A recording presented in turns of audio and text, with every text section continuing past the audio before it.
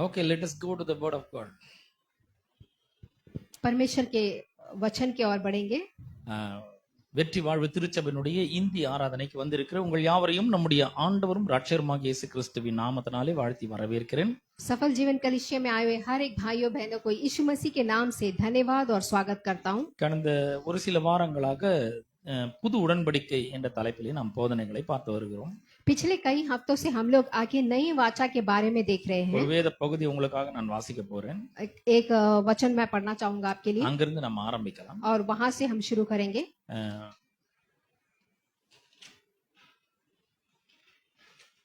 மத்தேயு சுவிசேஷம் 26ஆம் அதிகாரம் 26 லிருந்து 28 வரைக்கும் உள்ள வசனங்களை நான் வாசிக்கிறேன்। मैथ्यू का किताब चैप्टर 26 वर्स 26 टू 28 पढ़ेंगे। மத்தேயு 26ஆம் அதிகாரம் 26 லிருந்து 28 வரைக்கும் உள்ள வசனங்கள்। मैथ्यू का किताब चैप्टर 26 वर्स 26 टू 28 पढ़ेंगे। அவர்கள் போஜனம் பண்ணுகையில் இயேசு அப்பத்தை எடுத்து ஆசீர்வதித்து அதை பிட்டு சீஷர்களுக்கு கொடுத்து நீங்கள் வாங்கி புசியுங்கள் இது என்னுடைய சரீரமாய் இருக்கிறது என்றார்। जब वो खा रहे तो यीशु ने रोटी ली और आशीष दे मांग कर तोड़ा और चेले को देकर कहा कि लो खाओ ये मेरी देह है। பின்பு பாத்திரத்தையும் எடுத்து ஸ்தோத்திரம் பண்ணி அவர்களுக்கு கொடுத்து நீங்கள் எல்லாரும் இதிலே பானம் பண்ணுங்கள்। फिर उसने कटोरा लेकर धन्यवाद किया और उन्हें देकर कहा तुम सब इनमें से पियो। இது பாவ மன்னிப்பு உண்டாகும்படி அநேகருக்காக சிந்தப்படுகிற புது உடன்படிக்கைக்குரிய ரத்தம்। क्योंकि ये वाचा मेरे वह लहू है जो बहुतायत लोग पापों की क्षमा के लिए निमित्त बहाया जाता है। பிரியமானவர்களே, இந்த புது உடன்படிக்கை பற்றி நாம் ஒவ்வொரு வாரமும் பார்த்து வருகிறோம்। प्यारे भाइयों बहनों, इस नए वाचा के बारे में हम हर हफ्ते देख रहे हैं। இந்த புதிய உடன்படிக்கை ரத்தத்தின் மூலமாக செய்யப்படுகிறது। और ये नया वाचा जो है लहू के द्वारा किया जाता है। இந்த உடன்படிக்கை மாறாத உடன்படிக்கையா இருக்குது, மீறப்படாததா இருக்கிறது। और ये जो वाचा है कभी भी बदलता नहीं है और इसको कोई आके पार नहीं करता है। பவுல் இதை குறித்து சபைகளுக்கு போதிக்கிறார்। और पौल आकर इसके बारे में कलीसिया में बताते हैं। இந்த உடன்படிக்கை மிகவும் புனிதமானதாய் இருக்கிறது। और ये जो वाचा है बहुत ही पवित्र है। அது மட்டும் இல்ல, இந்த புதிய உடன்படிக்கை எல்லாரும் மதித்தார்கள்। और इस वाचा को सब लोग आके इज्जत करते हैं। ஆகவே புதிய உடன்படிக்கை ரத்தத்தினால் செய்யப்படுகிற உடன்படிக்கையா இருக்கிறது। तो इसीलिए जो नया वाचा है लहू के द्वारा बनाया गया है। கர்த்தர் இதை ரொம்ப சீரியஸா எடுக்கிறாரு। और परमेश्वर इसको बहुत ही आगे सीरियस से लेते हैं। வேதத்துல ஏகப்பட்ட வாக்குத்தத்தங்கள் இருக்கிறது। और वचन बाइबल में बहुत सारे वचन हैं। இந்த வாக்குத்தத்தங்கள் அனைத்தும் ரத்த உடன்படிக்கையின் அடிப்படையில கொடுக்கப்பட்ட வாக்குத்தத்தங்களாக இருக்கிறது। और ये जो भी आशीष का वचन जो बाइबल में है वो परमेश्वर ने लहू के ऊपर रखा है। இந்த ஆபிரகாம் 5 ராஜாக்களை ஜெயித்து வரும்பொழுது கர்த்தர் ஆபிரகாமை பார்த்து சொல்கிறார் 15ஆம் அதிகாரத்துல 1ஆம் வசனத்துல, இந்த காரியங்கள் நடந்த பின்பு கர்த்தருடைய வார்த்தை ஆபிரகாமுக்கு உண்டாகி தரிசனத்தில் உண்டாகி அவர் ஆபிரகாமே நீ பயப்படாதே, நான் உனக்கு மகா பெரிய கேடகமும் பலனுமாய் இருக்கிறேன்। अब्राहम आकर जब 5 राजाओं को जीत कर जब आ रहा था, परमेश्वर का वचन उसके पास पहुंचा कि अब्राहम तू डर मत डर, परमेश्वर तेरे साथ है। நமக்கெல்லாம் கர்த்தர் தரிசனத்துல வந்தா எவ்வளோ எத்தனை சர்ச்சை போய் நம்ம சாட்சி சொல்லுவோம் பாரு। अगर परमेश्वर आकर कभी आके हमारे विषन में आ जाते हैं तो हम कितने लोगों को जाके बोलते हैं। ஆனா இவன் கர்த்தரை பார்த்து ஒரு கேள்வி கேட்கிறான், தேவரீர் எனக்கு என்ன தருவீர், எனக்கு இன்னும் புத்திர சந்தானம் அருளவில்லை। अभी वो आके अभी परमेश्वर को देख के एक सवाल पूछता है, आप मुझे क्या दोगे क्योंकि मुझे कोई संतान नहीं है। என்னுடைய வீட்டுல பிறந்த எலியேசர் அவன் தான் என்னுடைய வீட்டு விசாரணை கர்த்தனா இருக்கிறான், அவன் தான் என்னுடைய சொத்தெல்லாம் அனுபவித்து கொண்டு இருக்கிறான்। अब वो कहता है कि मेरे घर में जो है वो ही आकर सारे मेरे धन दौलत का आके देखता है। அப்ப கர்த்தருடைய வார்த்தை ஆபிரகாமுக்கு உண்டாகி, ஆபிரகாமே நீ வெளியே வா, வானத்தை எண்ணாந்து பார், நட்சத்திரங்களை எண்ண உன்னாலே கூடுமானால் என்ன, உன் சந்ததி இவனமா இருக்கும் என்றார்। परमेश्वर आके अब्राहम को बाहर लाकर के आकाश को दिखाते हैं, आकाश के जो भी नक्षत्र है उसको आके तू गिनती कर, उसके मुताबिक तेरा वंश होगा। 15ஆம் அதிகாரம் ஆதியாகமம் 15ஆம் அதிகாரம் 6ஆம் வசனத்துல இவர் இப்படி சொன்ன உடனே ஆபிரகாம் தேவனை விசுவாசித்தான், அவர் அதை அவனுக்கு நீதியாக எண்ணினார்னு சொல்றார்। और उत्पत्ति के किताब 17 अध्याय में हम देखते हैं पर अब्राहम आकर इसको विश्वास करने लगा। இவ்வளவு ஆச்சரியமா இருக்குது, சொன்ன உடனே விசுவாசிக்க ஆரம்பிச்சா நீதியா எண்ணினார்னு வேற சொல்றது। और इसको सुनते ही वो बहुत ही आकर विश्वास करने लगा। நாமளும் எவ்வளவு முறை பைபிள் வாசிச்சிருக்கிறோம்। और हम लोग ने भी कितने बार आके इस बाइबल को पढ़ा எத்தனை है। எத்தனை வாக்குத்தத்தங்களை வாசிச்சிருப்போம், எத்தனை வாக்குத்தத்த செய்திகளை கேட்டிருப்போம்। और कितने सारे आशीषों का वचन पढ़ा है, हमने आशीषों का मैसेज भी सुना है। இவ அனைத்தும் நம்முடைய வாழ்க்கையில ஒரு சின்ன பிரச்சனை வரும்பொழுது எல்லாமே மறந்து போயிட்டு பயப்பட ஆரம்பிக்கிறோம், கவலைப்பட ஆரம்பிக்கிறோம், கண்ணீர் சிந்த ஆரம்பிக்கிறோம்। लेकिन ये सब कुछ जब हमारे जीवन में एक छोटा सा परेशानी आ जाता है तो हम आंसू बहाने लगते हैं, डरने लगते हैं। ஆனா ஆபிரகாம் உடனே தேவனை விசுவாசித்தான்னு சொல்றது. लेकिन यहाँ पे वचन कहता है अब्राहम तुरंत परमेश्वर को विश्वास करने लगा। எப்படி அவனால விசுவாசிக்க முடிந்தது? लेकिन कैसे वो आकर विश्वास करने लगा? பின்னாடி வர வசனங்கள் அதை நமக்கு கூறுகிறது. तो यहाँ पे पिछले वचनों में हम देखेंगे तो वो बताता है। 9ஆம் வசனத்துல அவர் சொல்றாரு, 3 வயது கிடாரையும் 3 வயது வெள்ளாட்டையும் 3 வயது ஆட்டுக்கடையும் ஒரு காட்டுப்புறாவையும் புறா குஞ்சியும் என்னிடத்தில் கொண்டு வா என்றார். तो यहाँ पे आके नवी वचन में हम देखते हैं कि यहाँ पे कुछ आके जानवरों को लेके आने के लिए बोलते हैं। அவன் அவைகளை எல்லாவற்றையும் மறுவிடத்தில் கொண்டு வந்து அவைகளை நடுவாக துண்டித்து துண்டங்களை ஒன்றுக்கொன்று எதிராக வைத்தான், பட்சிகளை அவன் துண்டிக்கவில்லை. और सबको आके काट के आके वो सामने रखता है। சூரியன் அஸ்தமிக்கும் போது ஆபிரகாமுக்கு அயர்ந்திய நித்திரை வந்தது, திகிலும் காரிலும் அவனை மூடிக்கொண்டது. और जब सूर्य अस्त होते समय वहां पे ऐसा होता हम देखते हैं। அவனால எப்படி நம்ப முடிந்ததுன்னா கர்த்தர் அவனோட கூட ஒரு உடன்படிக்கை பண்ணுகிறார். वो कैसे विश्वास कर पाया? क्योंकि परमेश्वर ने उसके साथ आके वाचा बांधा है। உடன்படிக்கை எப்படி பண்றாரு? वो कैसे वाचा बांधते हैं? மிருகங்களை நடுவாக துண்டித்து துண்டங்களை எதிராக வைக்கிறார். और जानवरों को टुकड़ा करके आमने सामने रखते हैं நடுவுல ரத்தம் சிந்தப்படுகிறது. और सामने आके खून बहाया जाता है। ரத்த சகதியாக இருக்கிறது அந்த இடமே. और वो जगह पूरा लहू से भरा हुआ है। இப்ப என்ன பண்ணோம்? இந்த சைடு ஒருத்தர் நிக்கிறார் உடன்படிக்கை பண்றதுக்கு, அந்த சைடு ஒருத்தர் நிக்கிறாரு. अभी क्या होगा? यहाँ पे एक वाचा बांधने के लिए खड़े, वहां पे एक खड़े हैं। மிருகங்கள் நடுவாக துண்டிக்கப்பட்டு இந்த பக்கம் ஒரு பீஸ் அந்த பக்கம் ஒரு பீஸ் வைக்கப்பட்டிருக்கு. अब जानवर को आके टुकड़ा करके इस तरफ से एक भाग रखा है, उस तरफ एक भाग रखा है। 3 வயது கிடாரி, 3 வயது வெள்ளாடு, 3 வயது ஆட்டுக்கடா, 3 பலி இருக்காங்க. और यहाँ पे आके हम देख रहे हैं कि जो 3 साल का जो मेमना बकरा वगैरह को वहां पे रखा है। இது எல்லாத்தையும் வெட்டி எதிரெதிரா வைக்கும்போது எவ்வளவு ரத்தம் சிந்தப்பட்டிருக்காங்க. तो जब इन सबको काट के आमने सामने रखेंगे तो कितना लहू बहेगा। இதுக்கு அப்புறம் என்ன பண்ணுவாங்கன்னா இந்த ரத்தத்துல நடப்பார்கள். இந்த பக்கம் இருக்கிறவர் அந்த பக்கத்துக்கு போவார், அந்த பக்கம் இருக்கிறவர் இந்த பக்கம் நடந்து வருவார் இந்த ரத்தத்துல. अब इसके बाद क्या होगा? माने वो लहू के ऊपर वो लोग चलेंगे, यहाँ पे जो खड़े वहां पे जाएंगे, वहां पे जो खड़े यहाँ पे आएंगे। அது மூலமா அவர்கள் என்ன சொல்றார்கள்? நான் தான் நீ, இனிமேல் நீ தான் நான். अब इसके जरिए वो लोग क्या बोल रहे हैं कि मैं ही तू हूँ और तू ही मैं हूँ। உன்னை யாரும் தொட முடியாது, உன் மேல யாரும் கைய வைக்க முடியாது. तेरे ऊपर कोई भी आके हाथ नहीं लगा सकता है करके கைய बता रहे। வச்சா உன்னுடைய பாதுகாப்புக்காக நான் வருவேன். अगर तेरे ऊपर कोई हाथ लगाए तो तुझे आके प्रोटेक्ट करने के लिए मैं आऊंगा। அவ்வளவு லேஸ்ல யாரும் உன்னை தொட முடியாதுன்னு. इतनी आसानी से कोई उसको छू नहीं सकता है। இப்ப பாருங்க, கர்த்தர் சொல்ற ஒரு வசனம் நமக்கு ஞாபகம் வருது. அது ரொம்ப நல்லா புரியுது. உன்னை தொடுகிறவன் என் கண்ணின் மணியை தொடுகிறான்.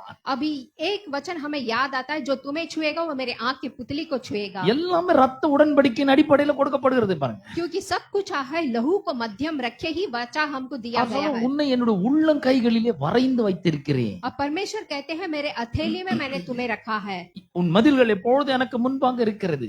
और तुम्हारे सामने मैं रख रहा हूँ। இதெல்லாம் ரத்த உடன்படிக்கையின் மூலமா கொடுக்கப்படுகிற வாக்குத்தத்தங்கள். और ये सब कुछ है लहू के मध्यम में रखे वाचा बांधा है। அப்படி ரெண்டு பேரும் அப்படி நடக்கும் பொழுது உன் இடத்தை நான் எடுத்துக்கொள்கிறேன்னு அர்த்தம் அதுக்கு. அவ்வளவுதான். तो जब आके दोनों चलते हैं तो तेरी जगह को मैं लेता हूँ करके मतलब है। அப்படின்னா என்ன அர்த்தம்? என்கிட்ட இருக்கிற சொத்து, என்கிட்ட இருக்கிற ஆஸ்திகள், என்கிட்ட இருக்கிற பணம் எல்லாம் உன்னுடைய தேவைக்கு பயன்படட்டும், அதை நான் தாராளமா கொடுக்க விரும்புகிறேன் அப்படின்னு அர்த்தம். अब इसका मतलब क्या है? जो मेरे पास जो भी धन दौलत है वो सब मैं तुझे दूंगा करके। இப்ப யோசிச்சு பாருங்க, யார உடன்படிக்கை பண்றதீங்க. अब सोच के देखिए कि कौन किसके साथ वाचा बांध रहा है। கர்த்தர் ஆபிரகாமுக்கு தான் இதெல்லாம் சொல்றாரு. और ये सब कुछ आके अब्राहम से परमेश्वर कहते हैं। ஆனா 13ஆம் வசனத்தை நம்ம வாசிக்கும் பொழுது, जब हम 13 वचन पढ़ते हैं तो 12ஆம் வசனம் வாசிக்கும் பொழுது 12 वचन पढ़ेंगे। சூரியன் அஸ்தமிக்கும் போது तो यहाँ पे जब आके सूरज अस्त होगा तो ஆபிரகாமுக்கு அயர்ந்த நித்திரை வந்தது.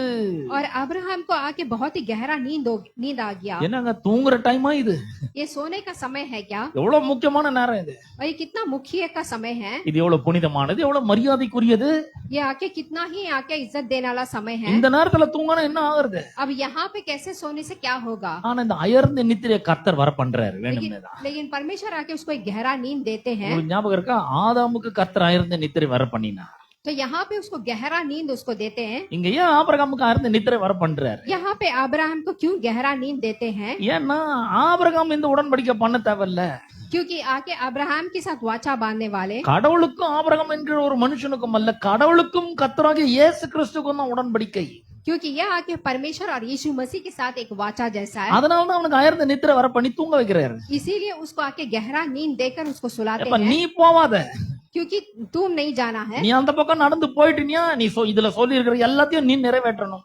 क्योंकि अगर आप उस तरफ जाएंगे तो सब कुछ आके जो भी बोला है पूरा करना இந்த है, வாக்குத்தத்தங்களை எல்லாம் காப்பாற்ற வேண்டும். और ये वचन सब कुछ आके निभाना அது है, உன்னால முடியாது, और वो तुझसे नहीं होगा, அதை உன்னால நிறைவேற்ற முடியாது, वो तुझसे पूरा नहीं कर அது सकता है, நிச்சயமா தவறி போயிடும். और वो जरूर आके चला जाएगा। அதனால நீ கொஞ்ச நேரம் தூங்க அப்படிங்கிற. तो इसीलिए तू थोड़ा देर सोना। அப்புறமா என்ன நடக்குதுன்னா கர்த்தர் நிறைய வாக்குறுதிகள் எல்லாம் கொடுக்கிறாரு, சில வார்த்தைகள் எல்லாம் பேசுகிறாங்க. अब उसी समय में आके परमेश्वर अब्राहम से बहुत सारे वचन देते हैं, बहुत सारी चीजें बात करते हैं। உன்னுடைய சந்ததியார் தங்களுடைய அல்லாத அந்நிய தேசத்திலே 400 வருஷம் பரதேசிகளாய் சேவிப்பார்கள், அந்த தேசத்தாரை சேவிப்பார்கள் என்றும் அவர்களால் 400 வருஷம் உபத்திரப்படுவார்கள் என்றும் நிச்சயமாய் நீ அறிய கடவாய் அப்படிங்கிற. तो वो बोलते हैं कि 400 साल आके ये लोग मुश्किल उठाएंगे करके सब कुछ आके इसके बारे में बोलते हैं। அவர் சொல்றதெல்லாம் கேக்குது, ஆனா நித்திரை விட்டு எழுந்துக்க முடியல அவனுக்கு. वो सब सुनते हैं लेकिन नींद से उठ नहीं पाते हैं। அந்த மாதிரி ஒரு தூக்கம் பாருங்க. वैसा एक नींद आ रहा है। நிறைய பேருக்கு வந்து பாத்தீங்களா சர்ச்சில் பிரசங்கம் கேட்டவனே கூட தூக்கம் வரணும், பிரமாதமா தூக்கம் வரணும். बहुत सारे लोग कैसा है, मैंने सोते समय नींद आता है। அவங்க தூங்கினாலும் ஆனா கேட்டுட்டே இருப்பாங்க, நம்ம சொல்றதெல்லாம் காதுல விழும், கேட்டுட்டு இருப்பாங்க. वो लोग आके एक तरफ सुनते भी रहते हैं, நானும் அதை விசுவாசிக்கிறேன். और मैं भी विश्वास करता हूँ। இங்க பாத்தீங்கன்னா ஆபிரகாம் நல்லா தூங்கிட்டு இருக்கான், இவர் சொல்றதெல்லாம் காதுல கேக்குது. यहाँ पे देखेंगे तो अब्राहम भी सोता रहता है, लेकिन परमेश्वर बोलने वाला सब कुछ कान में सुनाई देता है। 14ஆம் வசனத்தில் சொல்ற இவர்கள் சேவிக்கும் ஜாதிகளை நான் நியாயம் தீர்ப்பேன், பின்பு மிகுந்த பொருள்களுடனே புறப்பட்டு வருவார்கள். तो यहाँ पे आके 16 अध्याय में 16 वचन में देखते हैं कि मैं उनको बहुत से आशीष करूंगा, वो मेरे पास आएंगे। நீ சமாதானத்தோடு உன் பிதாக்களோடு நித்திரை செய்வாய், और तू आके अपने मूल्य पिता के साथ आके समाधान से जाएगा, நல்ல முதிர் வயதிலே அடக்கம் பண்ணப்படுவாய். और तू आके अच्छे बुढ़ापे में आके तुझे दफनाया जाएगा। இப்பதான் 99 வயசு ஆகுது அவருக்கு. और अभी उसको 99 इयर्स हो रहा है, 175 வருஷம் வரைக்கும் அவர் வாழ்றாரு. और वो 170 इयर्स तक वो जिया था, இன்னும் 75 76 வருஷம் உயிரோட இருக்க போறாரு. और आके 76 ईयर के ऊपर रहने वाला அப்புறம் है। சொல்ற 16ஆம் வசனத்துல 16 4ஆம் தலைமுறையிலே அவர்கள் இவ்விடத்திற்கு திரும்ப வருவார்கள். यहाँ पे 16वीं वचन में देखते हैं वो दोबारा आएंगे करके, ஏனென்றால் எமோருடைய அக்கிரமம் இன்னும் நிறைவாகவில்லை என்றான். क्योंकि उसका जो अधर्म है वो सब यहाँ पे नहीं है। 17ஆம் வசனம் சூரியன் அஸ்தமித்து காரிருள் உண்டான பின்பு இதோ புகைகிற சூளையும் அந்த துண்டங்களின் நடுவே கடந்து போகிற அக்கினி ஜுவாலையும் தோன்றின. तो यहाँ पे 17 वचन में हम देखते हैं कि जब वो टुकड़ा करके रखा था उसके तरफ से जा रहे हैं। பாருங்க, இது வந்து ஏற்கனவே எங்கேயோ வாசிச்ச மாதிரி இருக்கு இல்லையா நமக்கு? तो ये आके हमने इससे पहले भी कहीं पे पढ़ा है। அங்க வந்து புகைகிற சூளை, அப்புறம் புகைகிற சூளை, அப்புறம் கடந்து போகிற அக்கினி ஜுவாலை தோன்றின. तो यहाँ पे जो आग जो जलता है ये सब हमने इससे भी कहीं देखा है। இப்ப இங்க ஆபிரகாம் கடந்து போலங்க, அக்கினி ஜுவாலை தான் கடந்து போச்சு. जब अब्राहम चल के जा रहा था तो आग का ज्वाला भी जल के जा रहा था। அப்ப இதெல்லாம் எதுக்கு அடையாளம் இருக்குன்னா தேவன் இயேசு கிறிஸ்து என்னும் ஒரு மனுஷனோடு அங்க உடன்படிக்கை பண்ணுகிறார். तो ये किसका चिन्ह है, मैंने परमेश्वर आके यीशु मसीह के साथ करने वाला वाचा का चिन्ह है। அவர் உடன்படிக்கை காக்கிற தேவனாய் இருக்கிறார். और परमेश्वर जो वाचा को बांधते हैं उसे पूरा भी करते हैं। இங்க பாருங்க, யாத்திராகமம் 19ஆம் அதிகாரத்துல பாருங்க, एक्सोडस की किताब 19 चैप्टर में देखेंगे, 18ஆம் வசனத்தை வாசிக்கிறேன். वर्स 15 पढ़ेंगे। கர்த்தர் சீனாயின் மலையின் மேல் அக்கினியிலே இறங்கினபடியால் அது முழுவதும் புகை காண இருந்தது. அந்த புகை சூளையின் புகை போல எழும்பிற்று, மலை முழுவதும் மிகவும் அதிர்ந்தது. और वहां पे आके सीनाई पर्वत में आके वो अकली ज्वाला को वो दिखाने के बारे में बोलते हैं। அதேதான் இங்க நடக்குது. और वो ही यहाँ पे भी होता है। அங்க வந்து அக்கினி ஜுவாலை கடந்து போகிற அக்கினி ஜுவாலை இருக்கிறது, புகைகிற சூளை இருக்கிறது, जो आके आग का ज्वाला है वहां पे चल के जाता है। பாருங்க, தேவனும் இயேசு கிறிஸ்துவும் அங்க உடன்படிக்கை பண்ணி கொள்கிறார்கள். तो वहां पे परमेश्वर और यीशु मसीह की वाचा को बांधते हैं। தேவன் கடவுளாக இருந்து நான் இந்த உடன்படிக்கை வாக்குத்தத்தங்களை நிச்சயமாக நிறைவேற்றுவேன் அப்படின்றாரு. परमेश्वर आकर मैं आकर एक परमेश्वर के रूप में जो भी वाचा बांधा है उसको पूरा करूंगा। இயேசு கிறிஸ்து சொல்றாரு, நான் நிச்சயமா இந்த வாக்குத்தத்தங்களை பெற்று இந்த மக்கள் மேல வந்து பலிக்கும்படி செய்வேன். अब यीशु मसीह कहते हैं कि मैं सारे वाचा को स्वीकार करके इस जनता लोगों के लिए करूंगा। இப்படிதாங்க அங்க உடன்படிக்கை பண்றாங்க. और ये दोनों ही यहाँ पे वाचा बांधते हैं। 24ஆம் அதிகாரத்துல ஆதியாகமத்துல நம்ம பார்க்கிறோம், இந்த காரியங்கள் எல்லாம் நடந்த பிற்பாடு தேவன் என்ன பண்றாரு, ஆபிரகாமை சோதிக்கிறார். 22ஆம் அதிகாரத்துல उत्पत्ति का किताब चैप्टर 22 में देखेंगे। இந்த காரியங்கள்லாம் நடந்த பின்பு ஆபிரகாமை தேவன் என்ன பண்றாரு, சோதிக்கிறாரு. यहाँ पे अब्राहम को आके यहाँ पे परमेश्वर आके टेस्ट करते हैं। என்ன சோதிக்கிறாருன்னா, உன்னுடைய ஏகபுத்திரனும் உன்னுடைய ஒரே மைந்தனுமான உன்னுடைய பையனை கொண்டு வந்து, உன்னோட குமாரனை கொண்டு வந்து அவனை எனக்காக தகன பலியாக நான் காண்பிக்கிற மலையின் மேல தகன பலியாக பலியிடு அப்படிங்கிறார். अब यहाँ पे परमेश्वर क्या परीक्षा लेते हैं कि तू अपना एकलौता पुत्र को मैं जो पर्वत दिखाता हूँ वहां पे लेके जाके होम बलि चढ़ा। 3ஆம் வசனம் சொல்றது, ஆபிரகாம் அதிகாலையில எழுந்து और तीसरा वचन में कहता है अब्राहम सवेरे उठ गया। இது எப்படி அவனால முடிஞ்சது பாருங்க. और ये कैसा हुआ? இப்ப கர்த்தர் என்கிட்ட வந்து என் பிள்ளைய கேட்டாக்கா அன்னைக்கு காலையில தான் தூக்கம் நிறைய வரும். கர்த்தாவே தூங்கிட்டு ஆண்டவரே ப்ளீஸ் சாரி அப்படின்னு. अभी परमेश्वर आकर मुझसे पूछते हैं तो मेरे बेटे को पूछते हैं तो मैं उस दिन ही ज्यादा सोऊंगा। ஆபிரகாமுக்கு அப்படி வந்திருக்கணும்ல. लेकिन अब्राहम को ऐसा नहीं आया। அன்னிதான் ரொம்ப தூக்கம் வந்திருக்கணும். उसी दिन ज्यादा नींद आया होगा அன்னிதான் நிறைய பசி எடுத்துருக்கணும். और उसी दिन ज्यादा भूख लगा होगा। கொஞ்சம் பொறுங்க ஆண்டவரே பிரேக்ஃபாஸ்ட் மட்டும் முடிச்சிட்டு வந்துடுறேன். तो थोड़ा देर इंतजार करो, मैं सब कुछ ब्रेकफास्ट खत्म करके आऊंगा। அவ்வளவு தூரம் போணுமே சாப்பிட வேணாம் நானு. अभी उतना दूर मुझे चल के जाना है, मुझे खाना नहीं खाना है क्या? என்னெல்லாம் சாக்கு போக்கு சொல்லணுமோ அந்த சாக்கு போக்கெல்லாம் சொல்லியிருப்பேன் நான். हमें जो कुछ बोलना है वो सब कुछ बोलेंगे। ஆனா ஆபிரகாமுக்கு அதெல்லாம் ஒண்ணும் தெரியல. காலையில எழுந்து அதிகாலையில எழுந்து கிளம்பி போயிட்டாரு அவரு. लेकिन यहाँ पे देखते हैं अब्राहम सवेरे तड़के उठ गया। எங்க போற ஷாப்பிங் இல்ல, மகனை தகன பலியாக்க பலியிடுறதுக்கு போறாருங்க. अभी अब्राहम कहाँ जा रहा है? शॉपिंग नहीं जा रहा है, बल्कि अपने बेटे को होम बलि चढ़ाने के लिए जा रहा है। அப்புறம் அங்க போன உடனே அந்த இதெல்லாம் மாஸ்டர் பிறகு மக்கள் என்ன சொல்றாங்கன்னா, உங்ககிட்ட உனக்கு எது ரொம்ப பிடிக்குதோ அதுதான் கர்த்தருக்கு வேணும், கர்த்தர் கேட்கிறாரு. அந்த तो अभी इससे क्या समस्या आता है? तुम्हारे पास जो बहुत पसंद है वो परमेश्वर मांग रहे हैं। உன்னுடைய ஈசாக்கை கர்த்தருக்கு பலியிட தகன பலியிட விருப்பமா?